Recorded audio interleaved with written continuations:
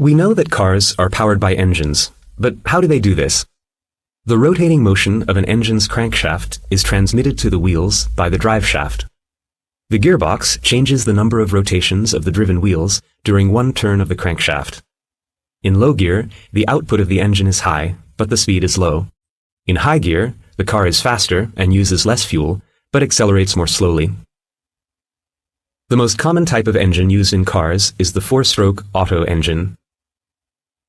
It converts the alternating vertical motion of the pistons into the rotation of the crankshaft. The crankshaft drives the driveshaft and the camshaft through the timing belt. The camshaft operates the valves which ensure fuel intake and the expulsion of exhaust gases through a coordinated rhythmic opening and closing. The first stroke is intake. The piston moves downwards, decreasing the pressure in the cylinder. The intake valve opens and a mixture of air and fuel flows from the carburetor into the cylinder.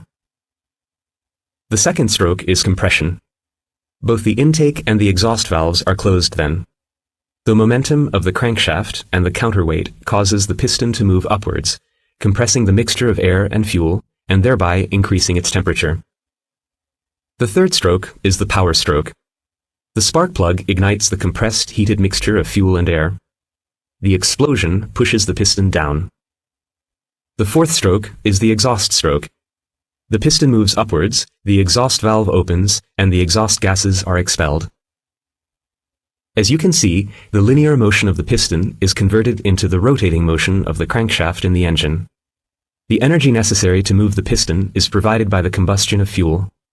The fuel used in the four-stroke Otto engine is petrol.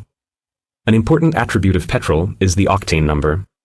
The higher it is, the higher its boiling point. Therefore, it can be compressed more, resulting in greater efficiency.